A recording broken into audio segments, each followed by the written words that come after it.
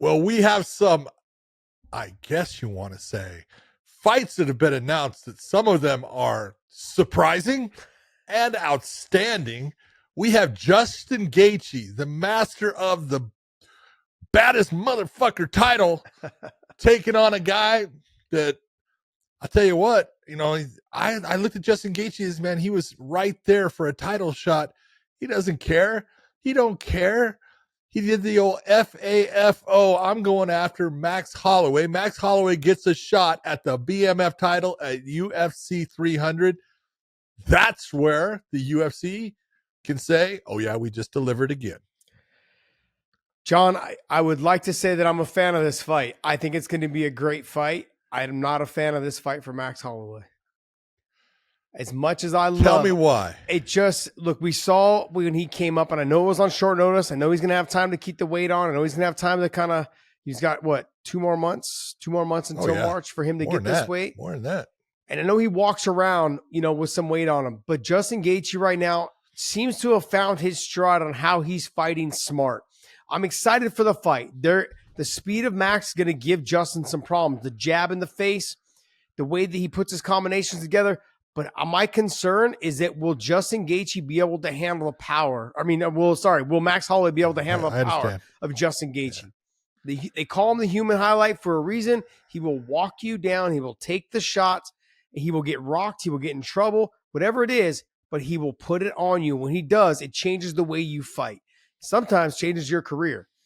So this is not really what I like. For someone like Max Holloway in this position, I know he's stuck right now in this limbo situation, but taking a fight against somebody like Justin Gaethje, is this really what you want to do, knowing that if Topuria beats Volk, you're next? You're next. Yeah, well, but you could, hold on. You can look at Justin Gaethje the same way and go, man, you're sitting right there. You're next. Islam Makhachev, it's your fight. And you're going to take on Max Holloway? Is he really next, though? He's not. Who knows? It doesn't seem to be, John. That's where this. Who knows? Look, it seems like right now, and it just seems like that Islam Makhachev is calling the shots. Maybe he's not calling the shots, but I can tell you that Saudi Arabia is calling the shots. They're saying where they want the fights to be. They're saying who they want on the cards. And they're pushing this out till June. Everyone wanted to know where Islam got, hey, where's this June coming from? Why did all of a sudden he say this? This was last week. Islam said, I'm going to fight June.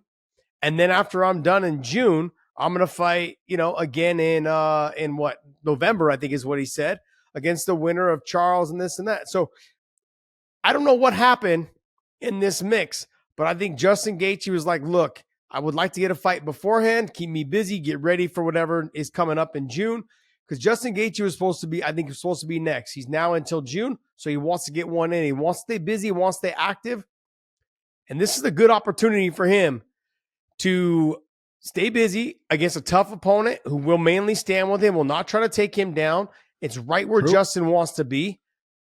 I'm not big on this fight for Max Holloway. Now, I know he fought Dustin Poirier at 155 on short notice, came in, but it just wasn't, I didn't see what I wanted to see from him at that time. I know he's in a different place now, but he's also in limbo. Is he taking this to stay busy? Is he taking this? Sure he is. What is he taking this for? Because if you're gonna stay here, if you win this fight, are you staying at 55 then? No. Take that title wherever you want. That title doesn't have a weight class to it. This is very true. Okay. So that title can sit there and be in the featherweight division. It can be in the lightweight division. Does not matter whatsoever. I look at this and I go, all right, Justin Gaethje absolutely is a handful for anyone. And we know that. He's fun to watch. But if you are Max Holloway, this is a fight that kind of will help you in preparing yourself in some ways for someone like Volkanovski again, because go back to the very first time that Volkanovski fought Max, when Max was the champion. How did Volkanovski basically start to take that fight over? Leg kicks. Boom. Low leg kicks. And so what does Justin Gaethje do in all of his attacks, and what is he very good at? Yeah, leg kicks. He's got a lot of power. He uses that low leg kick, and he's got a basic setup with the hook to the uppercut. He's got a style, and Max Holloway needs to stand outside of that style. Max Holloway needs to make this a clean boxing fight, as far as I need to make you throw your heavy shots. Let me slide out of the position. Let me touch you up and let me slide back out, and we'll reset and do this again. And I'm just going to build on a way to take a guy that wants to use a heavy leg kick and throw power, a la a Volkanovski, and let me work on my technique against someone like that. I think it's a great match. Okay, because what does Max Holloway have to lose here? Nothing. If he loses the fight, who's he losing to? Look, I'm not talking about if he loses. I'm talking about, look, these are fights. Justin Gaethje has a way of changing people's careers. and so hold it. So does Max Holloway. I agree with you. I do agree with you in that area. But I'm saying, though, at 32 years old, he still has a lot of fight left in him. I'm not saying it's going to happen, but stylistically, when you put Max and you put Justin in the same cage, I was thinking leg kicks from the beginning, but I was thinking because more of the Yair Rodriguez. And there's another one. And Justin, to me, is going to be able to capitalize on those leg kicks a lot more so with the weight and the power behind it than someone like Yair, who was sticking them out there, but they were quick and they were fast and they were repetitive. But one or two, I've talked to fighters that have trained with him. I've talked to fighters that have fought him, and they said it's crazy that he kicks that hard. They're like, I've never been kicked this hard before. I get kicked by a lot of top-level kickboxers.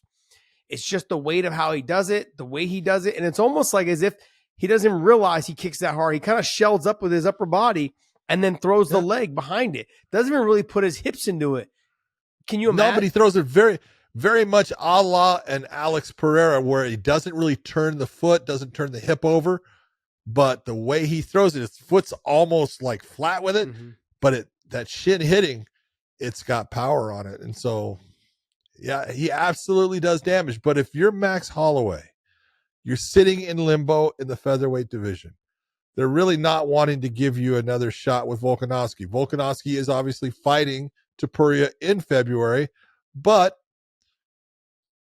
you're sitting there saying, "Hey, I want to go. I want to have a fight." With this, to me, you're going up in weight. It's not in the featherweights. It's not going to drop you down at all if you do not get the win. But it's also, you get to fight for that BMF belt, no matter what people can sit there and say what they want. I know a lot of people sit there and go, "Oh, the BMF, that's stupid." Fighters like it. I love it. They like it. They like the name of it. They want to sit there and say, "Dude, I'm the baddest motherfucker." And Max Holloway has a chance at it. I think this is as good a fight for Max Holloway as far as, yes, opponent-wise, tough. But you're stepping up. You're stepping up in weight class. You're stepping up into that BMF title. It's kind of a title fight. Yeah. What do you have to lose? I would agree with you. My concern is with a couple of those leg kicks, you may see Max Holloway dead in the water. He may just be he could end up being target practice. And I like him so much, and I know that he has so much more fight in him. Justin Gaethje's 35. He's this is his last run. He knows it. He's already talked about it. Max Holloway, if Topuria wins, that puts him right there. A devastating knockout loss or a finish or just a beating. A beating at the hands of Justin Gaethje. This will be 5 rounds. It's not like it's going to be a quick 3-round fight. It's going to be a 5-round fight. Yes, a beating at the hands of Justin Gaethje. I'm not saying that's what's going to happen. I'm just saying when you have a 145-pounder coming up to 155, and we've seen him fight at that weight class before, and he was a good fight, but I don't want to say he got dominated, but it was one-sided. Is that Dustin was able to control. Dustin Poirier? Yeah, against Dustin. Yeah. Justin Gaethje right now is operating on all cylinders. He's firing on all cylinders, I should say. He's fighting smart. And the control that he has of where he takes this fight, utilizing all of his weapons, his leg kicks to his uppercuts, to his hooks, hanging on the head, all of those things are going to be a little bit of a problem for Max. I would hate to see at 32 years old, you fight someone like a Justin Gaethje that can change the way you fight from now on. You're the same fighter after a big beating or a devastating KO. That's what Justin does to these guys, man. He puts them on you know what street, and he puts him there. And I think that he still has so much to offer. Max does. So this is a tough fight. I'm rooting for both guys. It's going to be very tough. It's going to be hard to watch because I like both fighters a lot and they're fun. But the winner walks away with the BMF. Question now I have for you. Is this the main event? Oh, no. So who's the main event? Well, we're going to find out. We haven't been told yet, but this ain't it. We'll see. This ain't it. All right. I'm telling you right now. Okay. This ain't it. Do you have an idea? I have an idea, okay. But I'm not saying. But this ain't it. I mean, I've heard that it's going to be Izzy is going to end up fighting the winner of Dricus and Shawn. I've heard that too. Yeah, they're trying to get that back. But let's talk about Bobby Green and Jim Miller. Jim Miller said he's going to fight on 300, and guess what? Guess what? He's going to fight on 300. Bobby Green, stylistically, good matchup for both fighters. Going to be fun. Can Bobby take the leg kicks? The Jim Miller delivers, as we saw last weekend. Boy, he's got some power in them leg kicks. Boy, I mean, you know, and this is where, you know, fighters will say things and people are like, oh, yeah, right. You know, for a long time, Jim Miller talked about, man, you know what? He screwed up his shin. It was soft. Luke Rockhold had that same problem. You had a problem with your ankle and your lower shin. When you are hurting yourself throwing the kick, it absolutely limits the amount of times you throw the kick. Oh, yeah. Okay. Well, you saw in his last fight, Jim Miller is absolutely being honest as far as, yeah, my shin's back. I don't have that same pain. And he showed it by landing the shots that he did against Mugli in that fight. Bobby Green is going to be a different style. Jim Miller is a come forward type guy, but you got to be very careful in coming forward against Bobby Green. Fast, elusive, good wrestling. Obviously, I think Jim Miller has the better ground game. I think that Bobby King's got the better stand-up overall. He is the faster fighter, and that's the one thing in this matchup I look at and I go, Jim fucking Miller is a maniac, a guy that just keeps on fighting and looking good, but speed kills. And Bobby Green is still fast. They're both older, but Bobby Green is still fast. But this is the kind of fight that Bobby Green, when we talk to him, this is the kind of fight Bobby Green wants. Yeah. This to him, Jim Miller is something special. Jim Miller is the guy that's got more wins in the UFC than anybody else. Jim Miller is the guy that has more fights in the UFC. I want to say that I have a win against him. So this is the exact kind of fight that gets Bobby excited. This is a perfect matchup for both fighters. I can't say it enough. They're both getting older in age, 37 and 40 years old. Both have a ton of fights, and both of them will stand in the center of the cage and throw down. I think Jim's going to throw the leg kicks, try to set up the hands. I don't know if Jim's going to try to wrestle because Bobby's wrestling is good. And I think Jim's going to try to throw the leg kicks, and Bobby's going to try to counter every time he throws a leg kick. It's going to be fun to watch. The speed is going to be, obviously, like you said, to the advantage of Bobby. And Jim, just the overall fight IQ, Jim tends to fight a very smart fight that gets him all these wins. 36 wins, 17 losses, 31 wins, 14 losses. They couldn't be more evenly matched. I'm looking forward to this fight. Next fight we have that's coming up, we have Vicente Luque taking on Shawn Brady. This is an outstanding matchup. Like, Shawn Brady came back and showed exactly what he was made of. Off of the first loss of his career against Belal Muhammad, came back and just dismantled Kelvin Gastelum in a beautiful performance. And I say it all the time. I love Kelvin Gastelum. People just don't put him away like Shawn Brady did. And it's just showing the skills that man has. Vicente Luque, we've seen too many times. Great boxing, very traditional in the way he approaches, has a good ground game, but likes to stay in the stand-up, has power. Is he going to be able to keep this fight on the feet? Because we know that they have had a common opponent in Belal Muhammad, and that Belal was able to take Vicente down. Belal was able to keep Shawn Brady on the feet. We're going to see exactly how these guys match up, but this is two welterweights that are definitely still in the game or on the rise, like Shawn Brady. Shawn Brady is in that position of he needs 2 wins, and people are going to really take note of who he is. What I like is that Sean Brady didn't waste any time. He's back inside the gym. He's already back training. He's back and ready to fight. That says a lot about what his goals are. He's like, look, I'm not just going to sit on this win and enjoy it for a long time. I'm going to get back in the gym, stay busy. He looked fantastic in his last fight. He looked unbeatable in his last fight. If he sticks to the jab, sticks with the combination, utilizes his strength, which is his wrestling and his grappling, Vicente Luque is probably going to be in a lot of trouble. The speed with the hands, I think, is going to be a problem for Vicente Luque. And the wrestling, as well as the jiu-jitsu, will be a problem for Vicente Luque. Luque just hasn't looked the same in his last couple of fights, whereas he looks a little bit slower, like he's plotting after you. He's slowly walking you down or trying to get in your face, but he doesn't have the output he used to have when he was fighting a little bit more frequently. And it's just not there right now. I don't know what it is. Something's got to change. Maybe it will change this fight, but something needs to change in terms of his output. He's stalking after you. He's plotting after you, but nothing's coming out. He's just trying to make you miss, and then nothing is coming out right away to counter. There's no return on it. Yeah. And so Sean Brady right now, it seems like he's found his stride. That loss could have been the best thing that ever happened to him. You know, it could have. You never want the loss, but sometimes just carrying that and it just the pressure builds up, and it shouldn't. Yep. But it does. I agree. And man, I'll tell you what, so impressed.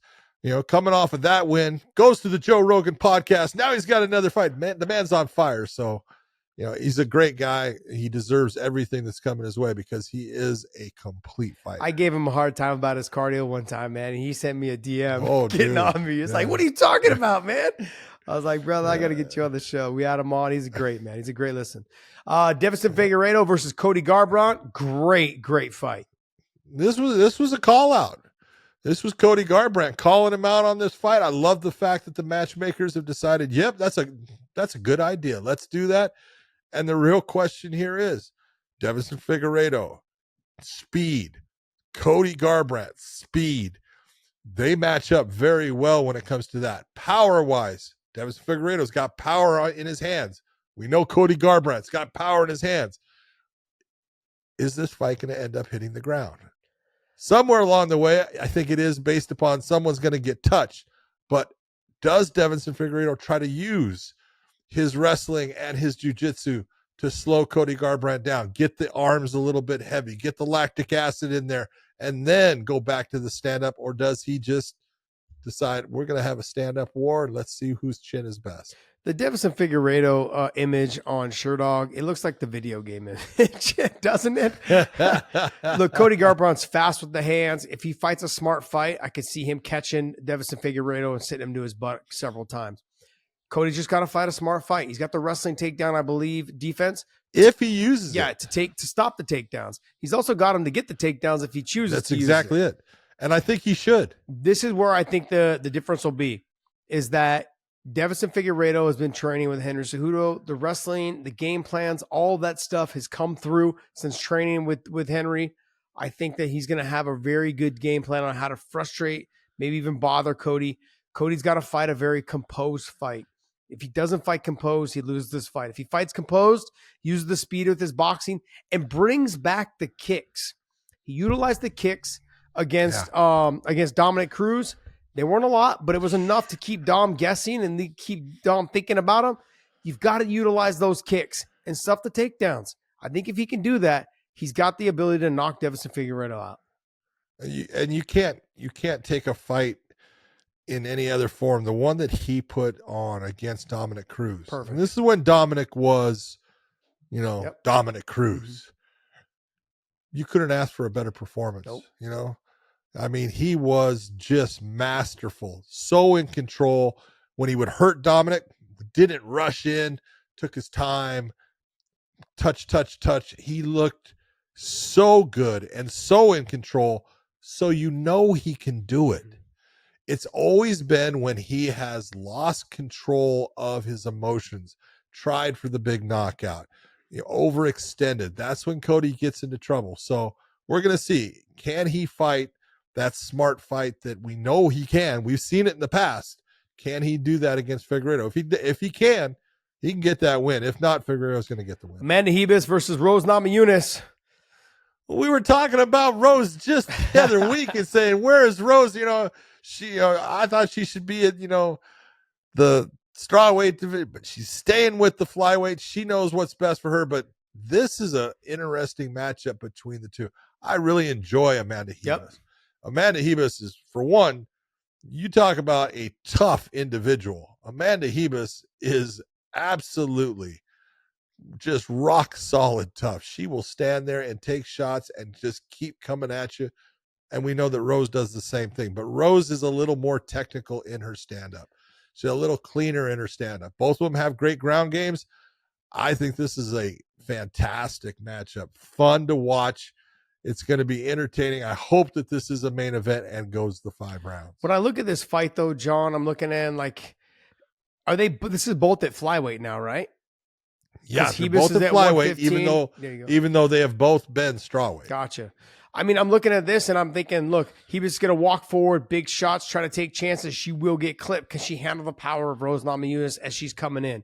Which one will try to wrestle? If either of them will they stand and trade?